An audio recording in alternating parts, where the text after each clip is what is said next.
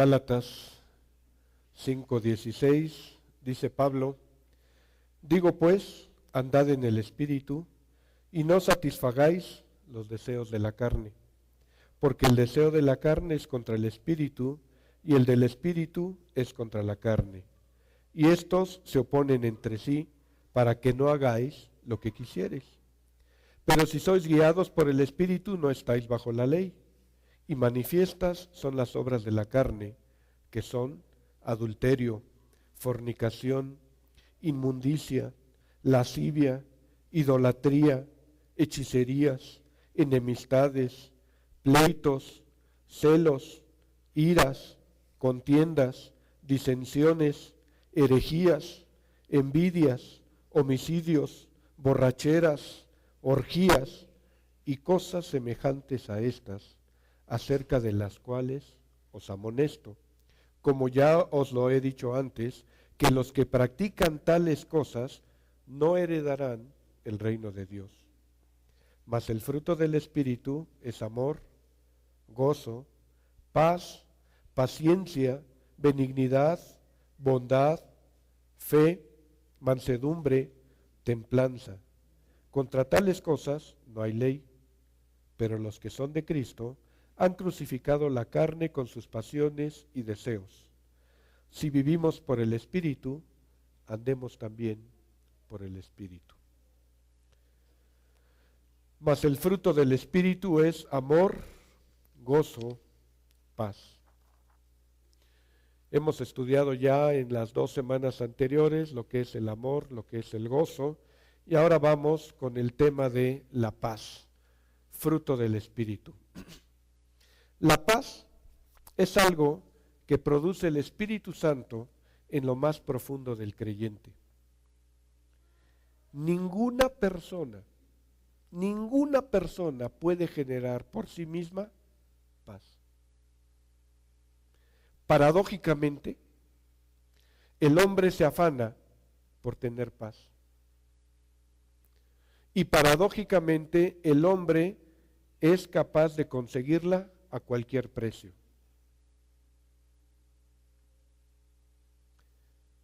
Y por esto se generan muchos problemas en nombre de la paz. Hay un dicho ahí que dice: si quieres la paz, prepárate para la guerra. ¿No es paradójico? Todos los hombres buscamos la paz. La pax romana, en el Imperio Romano, significaba literalmente ausencia de guerra. Así que cuando en el imperio se decía estamos en paz, pues lo que quería decir es que no había guerra. Aquí en la ciudad podríamos decir, pues estamos en paz, a diferencia de Michoacán o de Tamaulipas que están en guerra, ¿no? ¿Por qué? Porque no hay esta circunstancia. Así que la definición romana de paz, la pax, tenía que ver básicamente con una circunstancia. No hay violencia, no hay agresión. Sin embargo, cuando la Biblia habla de paz, de la paz de Dios, es mucho más que una circunstancia. Cuando se habla de la paz, habla de un estado que se genera a partir de una condición. Es decir, no hablamos de una circunstancia, sino de una esencia. Hay 2 palabras que se utilizan a lo largo de la Biblia para hablar de paz.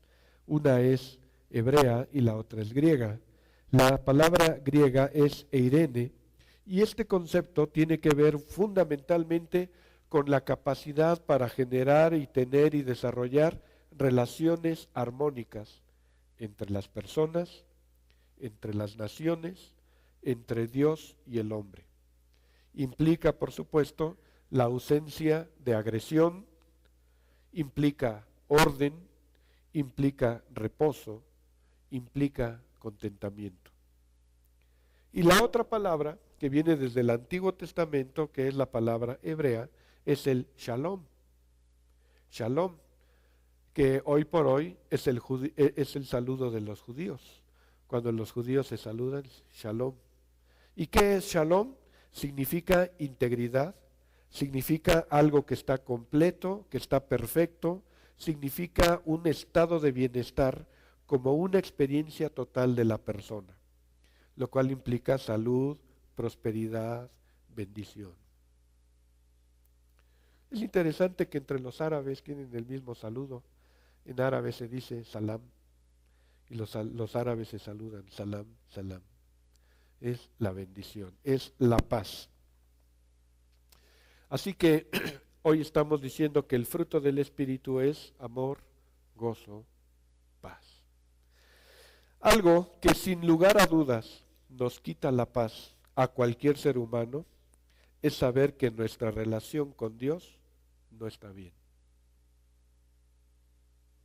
Si usted no tiene una buena relación con Dios, usted no puede estar en paz. Existencialmente, todos traemos cargando un sentimiento de culpa por la separación que tenemos por causa del pecado. Y esto es con una sobrada razón, porque el pecado nos constituye en enemigos de Dios. Por lo tanto, la ira de Dios y el juicio de Dios nos va a alcanzar a todos, tarde que temprano. Esto lo dice Pablo. Vamos a Romanos capítulo 1, verso 18. Y de ahí voy a leer hasta el capítulo 2, verso 10. Romanos 1, 18. Pablo está diciendo, porque la ira de Dios se revela desde el cielo contra toda impiedad e injusticia de los hombres que detienen con injusticia la verdad. Porque lo que de Dios se conoce les es manifiesto, pues Dios se los manifestó. Porque las cosas invisibles de Él, su eterno poder y deidad, se hacen claramente visibles desde la creación del mundo, siendo entendidas por medio de las cosas hechas, de modo que no tienen excusa. Pues habiendo conocido a Dios, no le glorificaron como a Dios, ni le dieron gracias, sino que se envanecieron en sus razonamientos y su necio corazón fue entenebrecido. Profesando ser sabios, se hicieron necios y cambiaron la gloria del Dios incorruptible en semejanza de imagen de hombre corruptible, de aves, de cuadrúpedos y de reptiles. Por lo cual, también Dios los entregó a la inmundicia en las concupiscencias de sus corazones, de modo que deshonraron entre sí sus propios cuerpos, ya que cambiaron la verdad de Dios por la mentira, honrando y dando culto a las criaturas antes que al Creador, el cual es bendito por los siglos. Amén. Por esto, Dios los entregó a pasiones vergonzosas, pues aún las mujeres cambiaron el uso natural por el que es contra naturaleza. Y de igual modo, también los hombres, dejando el uso natural de la mujer, se encendieron en su lascivia unos contra otros, cometiendo hechos vergonzosos hombres con hombres, y recibiendo en sí mismos la retribución debida a su extravío. Y como ellos no aprobaron tener en cuenta a Dios, Dios los entregó a una mente reprobada para hacer cosas que no convienen, estando atestados de toda injusticia, fornicación, perversidad, avaricia, maldad, llenos de envidia, homicidios, contiendas, engaños y malignidades, murmuradores, detractores, aborrecedores de Dios, injuriosos, soberbios, altivos, inventores de males, desobedientes a los padres, necios, desleales, sin afecto natural, implacables, sin misericordia, quienes habiendo entendido el juicio de Dios, que los que practican tales cosas son dignos de muerte. Y no solo los que las hacen, sino también que se complacen con los que las practican.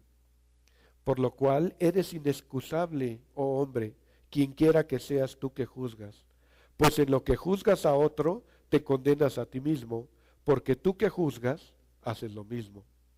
Mas sabemos que el juicio de Dios contra los que practican tales cosas es según verdad. Y piensas esto, oh hombre, tú que juzgas a los que tal hacen y haces lo mismo, ¿que tú escaparás del juicio de Dios? ¿O menosprecias las riquezas de su benignidad, paciencia y longanimidad, ignorando que su benignidad te guía al arrepentimiento? Pero por tu dureza y por tu corazón no arrepentido, atesoras para ti mismo ira, para el día de la ira y de la revelación del justo juicio de Dios, el cual pagará a cada uno conforme a sus obras. Vida eterna a los que perseverando en bien hacer, buscan gloria y honra e inmortalidad. Pero ira y enojo a los que son contenciosos y no obedecen a la verdad, sino que obedecen a la injusticia, tribulación y angustia, sobre todo ser humano que hace lo malo, el judío primeramente y también al griego. Pero gloria y honra y paz a todo el que hace lo bueno, al judío primeramente y también al griego. Así que Pablo está hablando del juicio que viene sobre el ser humano. La ira de Dios se ha hecho manifiesta porque el hombre es rebelde. Y a la noción de rebeldía la Biblia le llama pecado. Y a la noción de estar separados al propósito de Dios, la Biblia le llama pecado. Y a la noción de no atinar al blanco, la Biblia le llama pecado. De tal suerte que no hay en este salón nadie que no haya experimentado la condición de pecado. Todos la hemos experimentado. Y por eso es que de repente nos aterra pensar en el juicio de Dios. Por causa del pecado y con sobrada razón, nos hemos constituido en enemigos de Dios. Ahora, déjeme preguntarle, ¿qué se hace con los enemigos? Hay que acabar con ellos. ¿Qué cree que va a hacer Dios con sus enemigos? Va a acabar con ellos. Así que si usted está en este momento posicionado como enemigo de Dios, más le vale que tenga miedo. Más le vale. Pero si usted ya hizo las paces con Dios, para decirlo de la manera coloquial, si usted ya fumó la pipa de la paz con Dios, entonces usted puede dormir tranquilo. ¿Me explico? Porque la ira de Dios y el juicio de Dios no vendrá sobre usted para condenación, sino para salvación.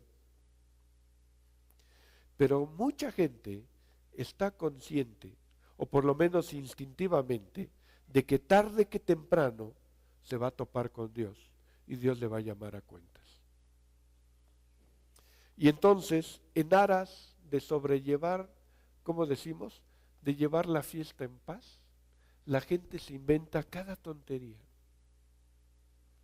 pero no está dispuesta a hacer un pacto y un trato de paz con Dios. Aquí entonces nos topamos con que nos aterra pensar en estos temas, porque en el fondo sabemos que aunque debemos arreglar nuestra relación con Dios, no sabemos ni cómo arreglarla, ni tampoco tenemos la capacidad para hacerlo. ¿Y entonces qué hacemos? Empezamos a inventar muchas prácticas ociosas y muchas prácticas religiosas. ¿Qué ha inventado el hombre? Sacrificios. Y para donde volteemos, en cualquier cultura, en cualquier época de la historia humana, aparecen los sacrificios. ¿Para qué?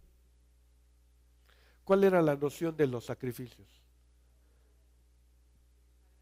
¿Para agradar a Dios o agradar a los dioses? Pablo, ahí en Hechos 16, llega a Atenas, la capital intelectual del mundo antiguo. Y Pablo llega y va caminando por las calles de Atenas y observa que hay un altar para el dios no sé qué, y un altar para el dios no sé qué, y un altar para el dios no sé qué. ¿Se acuerdan del politeísmo griego, no? Zeus y todos estos personajes míticos. Pero de repente llega Pablo y observa un altar que dice al Dios no conocido. Y Pablo se queda pensando, dice, estos griegos no eran nada tontos, ¿eh? Tenían al dios del sol, al dios de la guerra, al dios del fuego, al dios del aire, al dios... Pero por si se nos fueron las patas, ahí hay uno para el no conocido. No eran nada tontos. Y entonces Pablo empieza a decir, a ese, de ese es el que yo les vengo a hablar, ese que ustedes no conocen. Y empieza a hacer su defensa en el Areópago hasta que llega a explicar que ese Dios no conocido, pero que lo intuían, tenía nombre y se hizo carne en Cristo Jesús. Y entonces, pues de repente los estoicos y los epicúreos, que eran los que estaban ahí, los filósofos de la época, cuando oyeron que ese Dios se hizo carne, otro día te escucharemos. Y se quedaron unos cuantos nada más que aceptaron el Evangelio. ¿Por qué?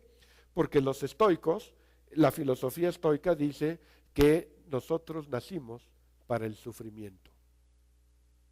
Y entonces ellos decían que el cuerpo era la cárcel. Y los epicúreos decían, no, nosotros nacimos para el placer, así que al cuerpo lo que pida. Y cuando escuchan que Pablo está diciendo que ese Dios se hizo carne y habitó en un cuerpo, dijeron, no, este amigo está mal, quién sabe de cuál fumó. Pablo estaba hablando a ese instinto de supervivencia que el hombre ha mantenido a lo largo de toda la historia. Yo me acuerdo cuando estaba en la primaria nos enseñaban las clases de los aztecas, ¿no? Por ejemplo, que decían que los aztecas veían el sol salir y luego la luna y decían es que el sol amanece rojo porque tuvo un pleito toda la noche con la luna, ¿no? Y entonces hacían sacrificios y altares, y ahí está la pirámide del sol y la pirámide de la luna, y prácticamente en toda Mesoamérica es la misma historia. Pero si nos vamos a los, ¿cómo se llaman? Los antípodas, ¿no? En Egipto es exactamente la misma historia, la pirámide del sol y la pirámide de la luna. Y si nos vamos a cualquier otra cultura, vamos a encontrar que insistentemente el hombre ha buscado hacer sacrificios y quedar bien con Dios, sea cual sea la noción que tienen de Dios.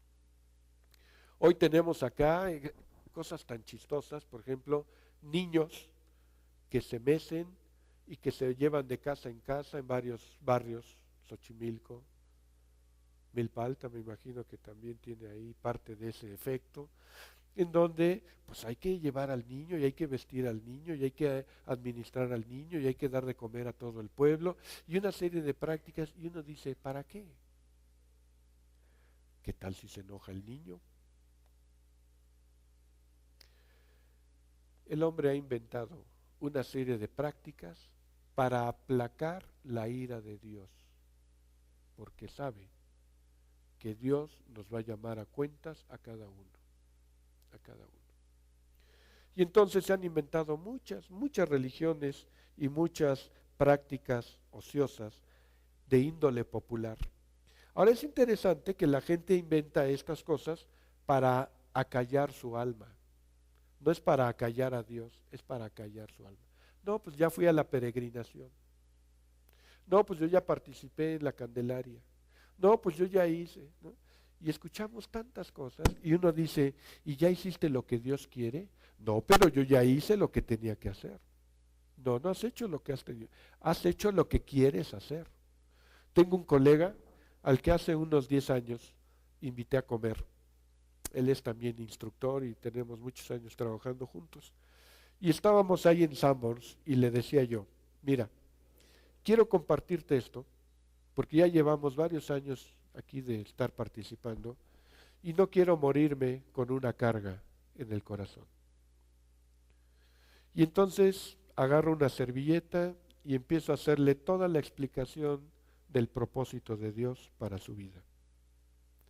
Y yo le decía, ahora a ti te corresponde tomar una decisión, si lo tomas o lo dejas, si aceptas a Cristo o no lo aceptas.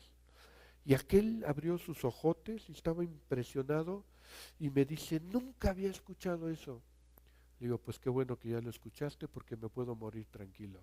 Porque el día que tú seas llamado a la presencia del Señor, no podrás decirle al Señor, es que Sergio nunca me compartió. ¿Y saben qué hizo? Nada. Recién estábamos en una comida en la universidad y me dice, mira, te paso esto. Yo sé que no crees mucho en esto, pero ahí te lo paso. Y me pasa un mensajito que le llegó ahí en un correo, ¿no? De que para evitar no sé qué, que hagas una cadena y que te vas a evitar las maldiciones. Y le digo, de verdad no te entiendo. ¿Cómo no puedes creer lo más lógico del Evangelio y sigues con estas tonterías? Bueno, por si acaso. Pues deberías creer el Evangelio por si acaso. La gente quiere evitar la definición personal ante el Evangelio y se inventa muchas cosas, que si las tradiciones, que si la cultura, que si la religión, que si las prácticas. Nada de eso te va a quitar de la ira de Dios. Pablo es muy claro y muy contundente aquí, porque la ira de Dios se hace manifiesta contra toda impiedad e injusticia, que es lo que acabamos de leer. Entonces, todos sabemos que debemos arreglar nuestra relación con Dios, pero no sabemos ni cómo, ni tenemos la capacidad para hacerlo. Pero sabemos que al final de los tiempos, Dios nos va a llamar a cuentas ante su trono. Y su juicio va a ser para salvación o para condenación. Y entonces uno se pregunta, ¿y bajo ese escenario cómo puedo tener paz? Si nomás de pensar que un día Dios me va a tener ante su juicio, se me paran los pelos, se me va el sueño, se me cae el pelo, se me va el hambre, pierdo peso y empiezo. ¿Puedo tener paz? ¿Qué piensa usted? Dice Ana Laura, no, pues claro que no. Y por esfuerzo propio, jamás. Jamás. Entonces, la paz tiene que provenir de afuera. ¿Me explico? Usted no puede generar esa paz. Esa paz proviene de un estado de relación adecuado con Dios. Pablo sigue elaborando esta noción del pecado y del juicio de Dios y llega al capítulo 5. Vamos al capítulo 5, verso 1. Romanos 5, 1. Ahí está la clave. ¿Y qué es lo que dice Pablo? Justificados pues por la fe, tenemos paz para con Dios por medio de Cristo Jesús. Entonces, ¿podemos tener paz o no podemos tener paz? Podemos tener paz, por supuesto. Pero ¿qué es lo que tenemos que hacer? Pedirle al Señor que nos justifique en Cristo Jesús. Usted no puede obtener la paz existencial por esfuerzo propio. Jesucristo tiene que justificarle y poner entonces en orden su relación con Dios Padre. Nuestra enemistad con Dios entonces se resuelve a través de Cristo Jesús. Ahora hemos hablado muchas veces del sentido que a veces la gente trae. No, es que yo soy bien malo. Si le platicara mi historia. Uy, si usted me hubiera conocido antes. Uy.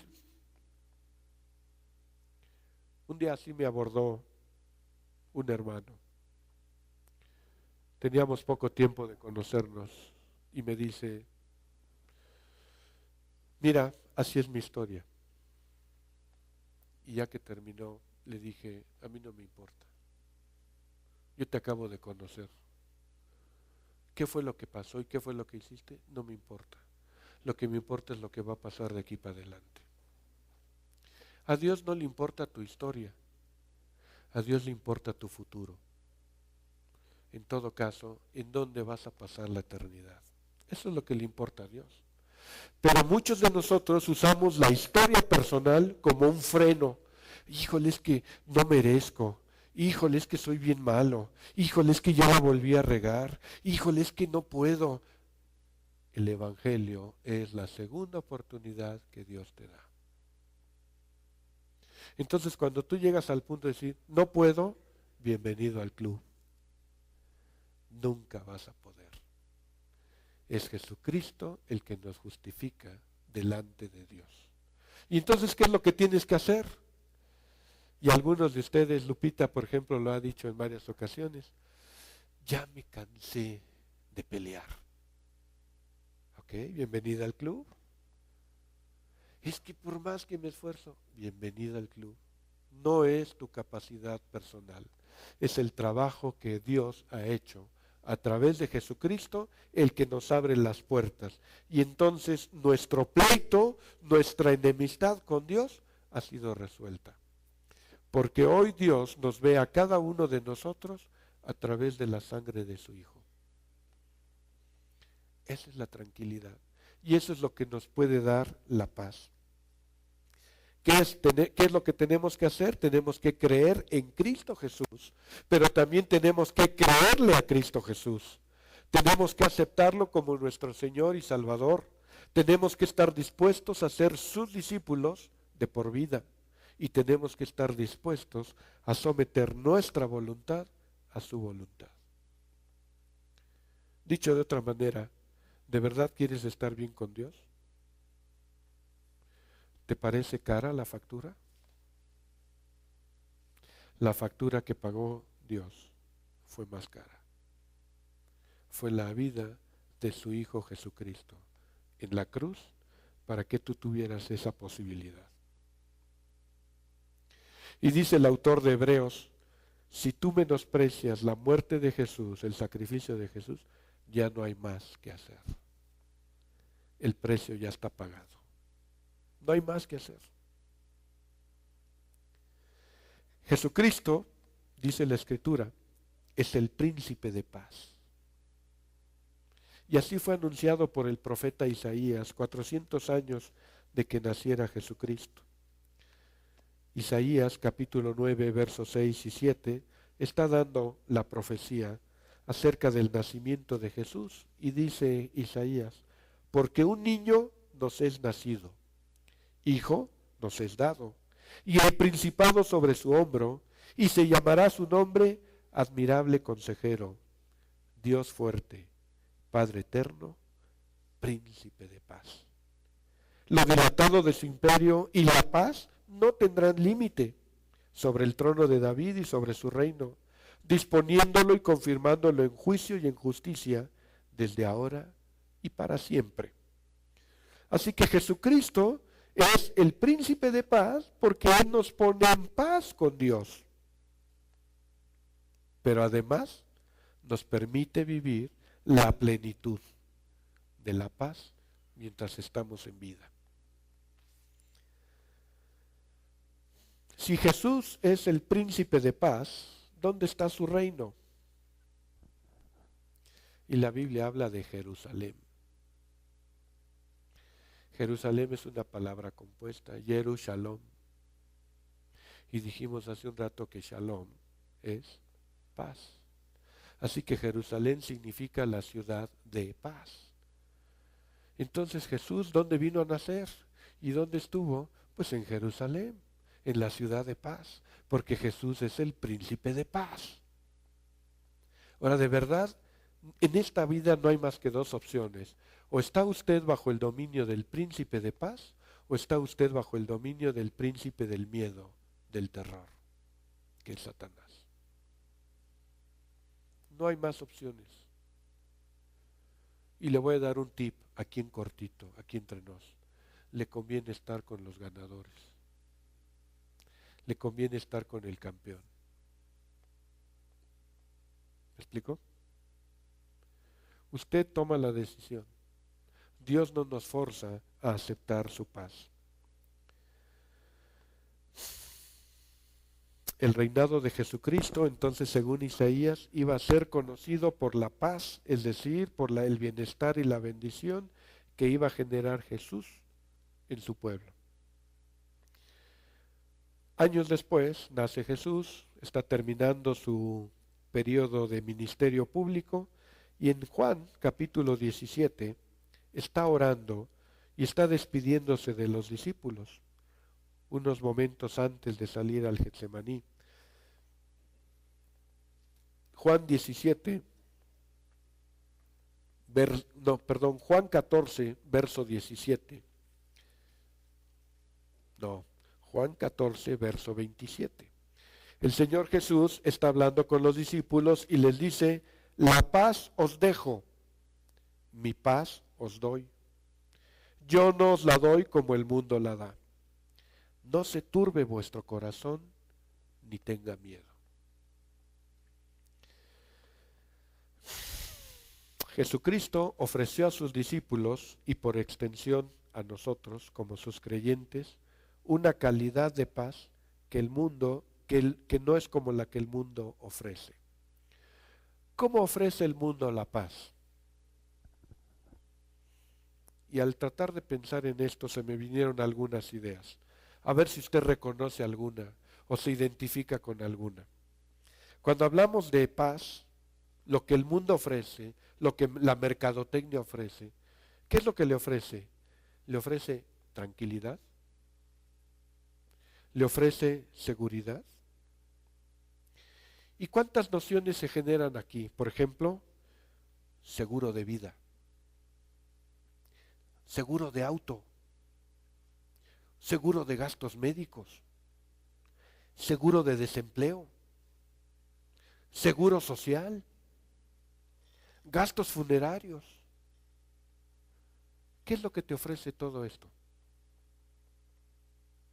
¿O qué es lo que pretenden ofrecerte? Tranquilidad. Compre sus gastos funerarios y muera tranquilo. ¿No? ¿No es lo que te están ofreciendo?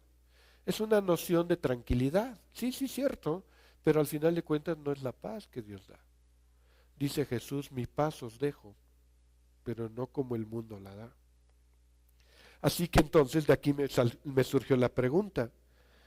Tener seguro social, tener gastos funerarios, tener seguro de desempleo, ¿eso te da tranquilidad? ¿De verdad te da tranquilidad? ¿Eso te da paz? O dicho de otra manera, ¿dependes de estas cosas para sentirte bien? Hay gente que sí. Por ejemplo, en muchas oficinas de gobierno, la gente trabaja y dice, ay, ya tengo mi base, ya tengo mi plaza. Y ya tienen su tranquilidad resuelta para el resto de su vida. Y yo me pregunto, ¿te cae? ¿De verdad así es la cosa? Y de pronto descubres que la gente está basando su paz, su tranquilidad en circunstancias, en cosas efímeras, pero no en cuestiones de esencia. La versión moderna dice, les doy mi propia paz, que no es como la paz que se desea en este mundo. El Espíritu Santo entonces opera en cada creyente esa paz, llevándonos ¿a qué? A gozar de la plenitud de Cristo. Mi paz os dejo, disfruten esa paz. Ahora la pregunta es, ¿y cuál es el propósito de esa paz? Porque si el Señor está diciendo a través de Pablo, el fruto del Espíritu es amor, gozo, paz, y si el Señor Jesús dice, mi paz os dejo y mi paz os doy, y si Pablo dice, justificados pues por la fe tenemos paz para con Dios, ¿cuál es el propósito de la paz? La paz que el Señor nos da no es una anestesia, no es un analgésico, no es una droga que usamos para sentirnos bien. La paz que nos da el Señor tiene como propósito salvaguardar nuestra integridad espiritual en medio de los problemas. ¿Cuántas veces una situación económica difícil no te hace llevar o generar pensamientos inadecuados? ¿Cuántas veces una situación de salud no te hace llevar pensamientos inadecuados? ¿Cuántas veces un conflicto familiar no te hace generar pensamientos inadecuados? El propósito de la paz es salvaguardar nuestra integridad espiritual. ¿Me explico? En medio de los problemas, saber que a pesar de las circunstancias, la vida tiene propósito. Y Dios es quien nos da el propósito porque Dios gobierna la historia. 1995, este país amaneció con una crisis económica llamada el error de diciembre. Zedillo iba iniciando su sexenio. Y esa crisis pues a muchos nos pegó. A mí me pegó frontal. Y de pronto ese año hubo muchos suicidios en el metro. Muchos suicidios. Pero ¿saben qué era lo más alarmante? Que más del 90% de los que se suicidaron eran menores de 30 años. Y yo me preguntaba, ¿cuántos de estos chavos no tenían un propósito en la vida? Dependían de las circunstancias. Es más, me tocó ver casos en donde el hombre se quedaba sin empleo y la mujer lo divorciaba. Qué chistoso, entonces era de conveniencia la relación. Mientras tengas dinero y tengas empleo, pues aquí estamos. Y ahora que estás desempleado, pues de una vez también, paquete completo. ¿Cuánta gente perdió el propósito de su vida porque la circunstancia cambió? ¿Cuántas veces tu vida personal ha cambiado de la noche a la mañana?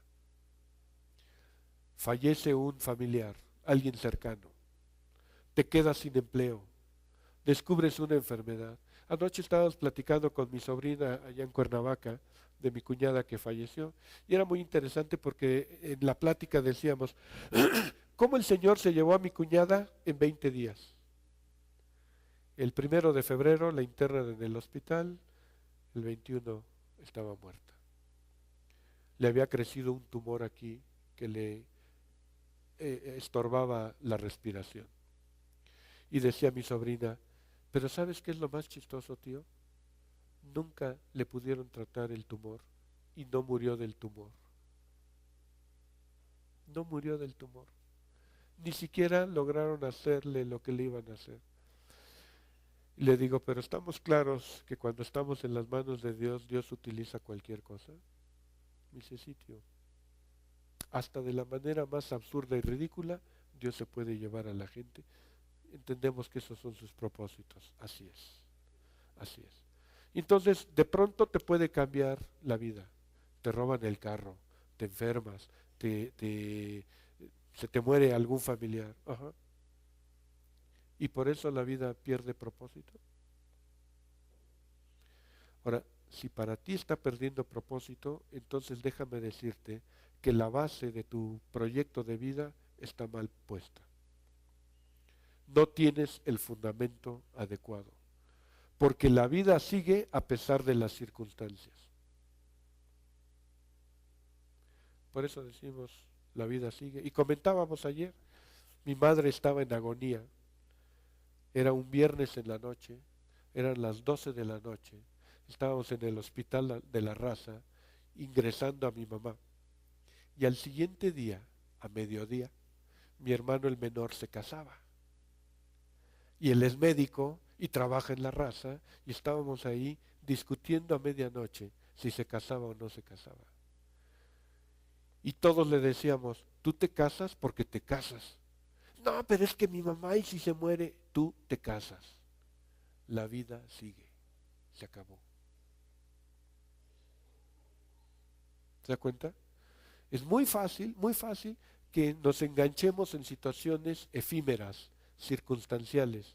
Pero cuando la vida tiene propósito es porque entendemos que Dios es soberano y que más allá de las circunstancias, Dios está gobernando la historia y eso es lo que nos da paz. No dependemos de las circunstancias.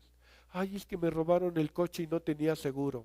No importa, hay paz. Ay, es que me agarró una enfermedad y no tengo para pagar el medicamento. No importa, hay paz. Porque no dependemos de las circunstancias. La paz de Dios entonces tiene como propósito salvaguardar nuestra integridad espiritual. Filipenses 4:7, Pablo está reflexionando sobre esto.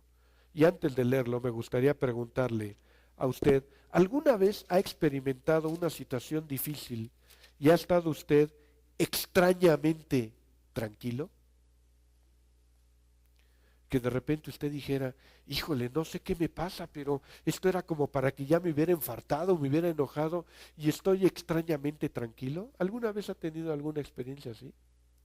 Pues déjeme decirle, Si usted ha experimentado eso, está experimentando la paz de Dios. Dice Pablo, Filipenses 4:7, y la paz de Dios, que sobrepasa todo entendimiento, guardará vuestros corazones y vuestros pensamientos en Cristo Jesús. Así que hay momentos en que usted está enfrentando una situación difícil y dice uno, ¿y por qué no me he desmayado? ¿Y por qué no me he infartado? ¿Y por qué extrañamente estoy tranquilo? Porque es la paz de Dios. Y Pablo es muy claro, esa paz de Dios sobrepasa todo entendimiento. Es que no lo entiendo, ni lo vas a entender. Y más, y menos si eres cabeza dura como yo. Por más brillante que seas, no podrás entender la paz de Dios. Pablo dice, sobrepasa todo entendimiento. Oye, se está muriendo tu familiar y ¿cómo puedes estar tranquilo? Es la paz de Dios. Oye, la situación económica está muy difícil y la cuesta de enero, es la paz de Dios. Oye, y tienes broncas ahí económicas, es la paz de Dios. ¿Me explico? Ahora, no estoy diciendo, y ojalá esté claro el planteamiento, no estoy diciendo que te vuelves cínico o que te vuelves insensible ante las experiencias de la vida. Lo que estoy diciendo es que eres capaz de entender que estás viviendo una circunstancia, pero que más allá de la circunstancia, Dios tiene el control de las cosas. Dios es soberano. Y cuando nosotros apelamos a eso, entonces la paz de Dios, que sobrepasa mi entendimiento, mi limitado entendimiento, guarda mi corazón y mis pensamientos en Cristo Jesús. Ahora, cuando esto sucede, entonces lo que está diciendo Pablo es que Dios protege y guarda mis emociones y mis decisiones. ¿Cuántas veces nosotros, por los afanes de la vida, nos llevan a tomar decisiones equivocadas, decisiones erráticas, porque estamos afanados? Y en vez de esperar, y en vez de confiar en la voluntad de Dios y en los propósitos, andamos haciendo tontería y media. Ay, me hubiera esperado. Ay, hubiera consultado. Ay, mejor hubiera hecho. Si estamos en Cristo Jesús, dice Pablo, el Señor guarda nuestros corazones y nuestros pensamientos. Entonces, aún en medio de una situación difícil de experiencia de vida, nosotros podemos estar tranquilos, porque la paz de Dios guarda nuestros corazones y nuestros pensamientos. Dios entonces establece su paz para que nosotros estemos protegidos, para que tengamos emociones, decisiones y pensamientos correctos, que no nos lleven a tomar decisiones erráticas, y en consecuencia, cuando tenemos una decisión errática, vivimos mal. Vivimos mal. Simple y sencillamente porque le hicimos caso a pensamientos o a emociones que no estaban siendo guardados en su integridad. Nótese que la promesa nunca fue y nunca ha sido que no vas a tener problemas. La promesa nunca fue que te vas a llevar la vida de pechito. La promesa es que Dios nos cuida y nos protege en medio de las circunstancias. Protege nuestra integridad, ¿para qué? Para que podamos vivir para su gloria. ¿Me explico? Porque entonces ya no te dejas tambalear. Estás claro de que Dios tiene el control. Aprendamos a vivir creyéndole a Dios. Creámosle a Dios de tal manera que a pesar de los problemas mantengamos la claridad de pensamiento.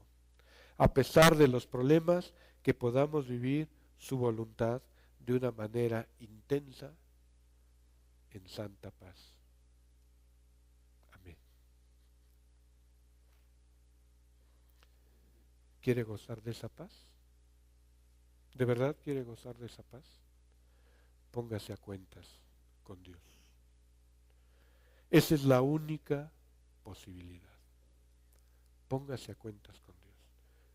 Deje de inventar tantas tonterías. Si de todas maneras, tarde o temprano, va a llegar al trono de Dios, llegue de una vez.